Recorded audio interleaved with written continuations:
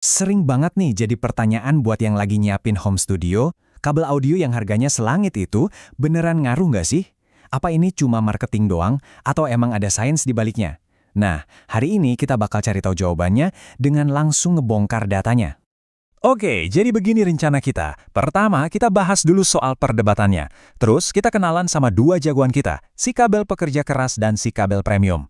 Habis itu, kita bakal adu data mereka sebelahan, dan terakhir kita tarik kesimpulan dari semua angka yang kita dapat. Ini dia nih pertanyaan yang sering banget bikin para audio engineer dan produser jadi dua kubu. Di satu sisi, ada yang bilang kabel premium itu bisa ngasih suara yang lebih jernih dan detail. Di sisi lain, banyak juga yang ngerasa kabel standar yang bagus aja udah lebih dari cukup. Yuk kita kenalan sama dua perwakilan kita. Yang di kiri, ini kabel hijau standar. Mungkin kalian juga punya beberapa di rumah. Nah, yang di kanan, ini kabel biru kepang yang kelihatannya lebih lebih premium gitu. Yang seolah-olah menjanjikan kualitas suara superior. Tapi pertanyaannya, apa penampilan keren itu jaminan performa yang keren juga?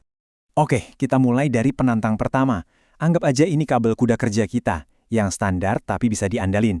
Pilihan banyak kreator karena ya fungsinya jelas dan harganya masuk akal. Nah, ini dia penampakannya. Kabel XLR hijau simple banget. Nggak ada aneh-aneh ya, fungsinya jelas buat nyelesain kerjaan. Kabel kayak gini udah dipakai di ribuan bahkan mungkin jutaan rekaman kali ya. Sebelum kita lihat datanya, kita harus ngerti dulu alat yang kita pakai. Gampangnya, penganalisis spektrum itu kayak alat buat ngegambar suara. Coba bayangin, frekuensi rendah itu suara jeduk dari kick drum, terus frekuensi tinggi itu desisnya simbal. Nah, alat ini nunjukin seberapa kenceng suara masing-masing frekuensi itu. Dan ini dia hasilnya buat si kabel hijau. Grafik ini tuh ibarat sidik jari suaranya. Coba perhatiin bentuk kurvanya di sepanjang spektrum. Ini data mentahnya yang nanti bakal kita adu. Oke, sekarang giliran lawannya, si kabel butik yang katanya premium, yang marketingnya bilang pakai material super canggih buat kualitas audio paling top. Wah, dari tampangnya aja udah beda banget ya. Kabel biru kepang ini kelihatan lebih kokoh, lebih awet. Pokoknya dari luar dia seolah-olah teriak kualitas dan presisi. Tapi datanya bilang apa ya? Ini dia sidik jari audio dari si kabel biru premium. Sekilas, bentuknya mirip banget ya sama yang kabel standar tadi. Tapi pertanyaan utamanya, kalau kita lihat angkanya, sedekat apa sih kemiripannya? Oke, ini dia momen yang ditunggu-tunggu. Kita bakal taruh dua data ini sebelahan, biar kelihatan jelas ada bedanya atau enggak, sekecil apapun itu. Coba deh lihat kedua grafiknya.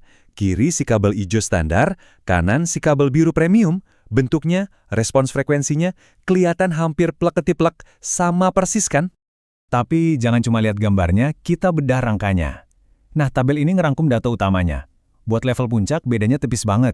Tapi coba lihat deh di level RMS. Nah, di sini kita mulai lihat ada perbedaan yang lebih jelas. Sebelum lanjut, kita bahas dikit ya soal dBFS, biar gampang, bayangin aja gelas. Nah, 0 dBFS itu bibir gelasnya, paling puncak. Jadi semua angka di bawahnya itu negatif. Artinya, minus 16 dBFS itu lebih kenceng daripada minus 29 dBFS karena dia lebih dekat ke puncak gelas. Terus, apa bedanya peak sama RMS? Gini, peak itu ibarat titik tertinggi dari satu ombak di laut. Cuma satu momen paling tinggi. Nah, kalau RMS itu tinggi rata-rata dari semua ombak yang ada.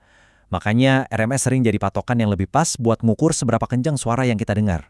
Dan dari sini, kita dapat angka kuncinya. Setelah dihitung-hitung, ternyata kabel biru yang premium itu punya level RMS rata-rata 1,4 desibel lebih rendah dibandingin kabel hijau yang standar. Nah loh, ini perbedaan yang bisa diukur. Jadi artinya apa nih buat kita para kreator? Sekarang kita udah punya datanya, yuk kita coba terjemahin angka-angka ini jadi kesimpulan yang bisa kita pakai. Oke, kita rangkum ya. Pertama, dua-duanya bisa ngelewatin semua rentang frekuensi dengan baik, gak ada masalah. Kedua, level puncaknya mirip banget, bedanya cuma 0,3 dB, bisa dibilang gak signifikan.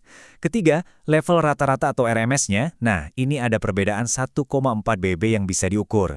Dan yang menarik, justru kabel hijau standar yang output rata-ratanya sedikit lebih tinggi. Nah, ini nih yang bikin jadi menarik. Ada kutipan bagus yang bilang, celah antara apa yang bisa kita ukur dan apa yang bisa kita rasakan, disitulah debat yang sebenarnya terjadi. Jadi, ya, kita bisa ukur perbedaan 1,4 desibel itu, secara teknis ada bedanya. Tapi ini ngebawa kita ke pertanyaan yang jauh lebih penting, yaitu ini. kita emang bisa ngukur perbedaannya.